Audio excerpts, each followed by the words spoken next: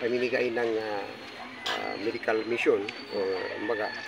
So ito ay isang programa ng ating mahal na Provincial Governor, First Lady Governor ng Maguindanao Province, si Bay Mariam Sangki Mangurelato. So sa tingin ko po, hindi ko ito nakikita sa mga unang makaraan ng mga administrasyon ng Province of Maguindanao before. Ngayon is divided into two, Maguindanao Sur and Maguindanao del Norte.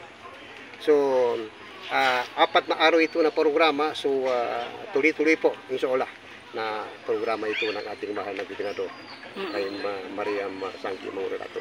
So ano po ay yung mga programs and mga projects, sir? Kung kayo po ay tatakbo bilang Member of Parliament, kung matutuloy ang ating first parliamentary election sa farm? Well, alhamdulillah at aking isang mga plano sa darating na May 5 election, kung matuloy man ito. So inshallah, ang aking mga programa po ay mga project na kung saan ay sa aking distrito ng the first district ng Maguindanao Province. So composed of Datuangal and Talayan, Gindulungan, Municipality of Hopper and South Tupi. So ano po yung nag-udyok sa inyo, sir, kung bakit kayo sasabak dito sa kauna-unang parliamentary election kung sakaling matutuloy? Okay.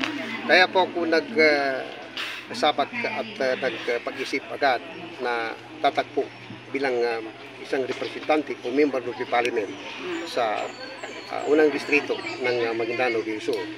Dahil ang nakikita ko sa unang ato sa mga incumbent na mga member ng parliament na meron akong nakikita na kulang pa.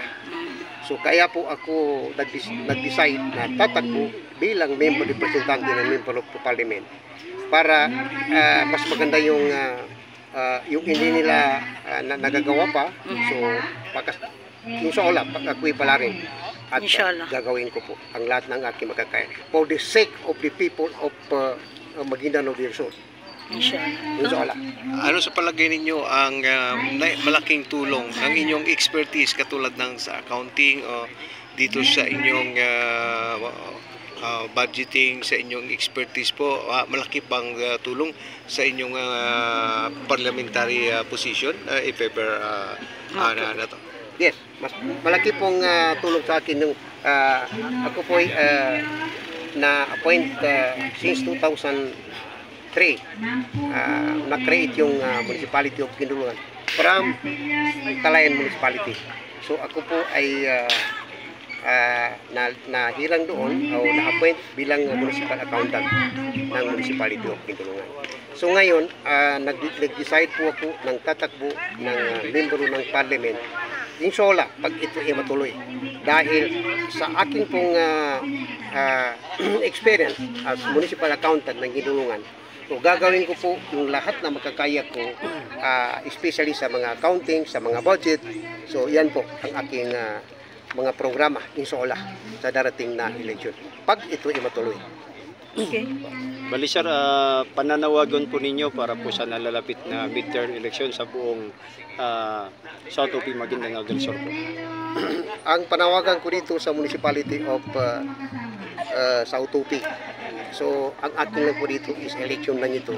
Sana mag-intindihan, magsama-sama at mag-unite, halimbawa kumbaga sa pagdating ng election, inshallah, na hindi na iwasan natin yung karahasan dahil election lamang ito. So pagkatapos ng election, iiwanan tayo nito. So sana walang maiwan na magiging problema ng bayan ng Tupi, Maguindanao del Sur. Okay, maraming salamat sir sa pagbibigay oras sa aming mga media practitioner. Wassalamualaikum warahmatullahi wabarakatuh. Waalaikumsalam.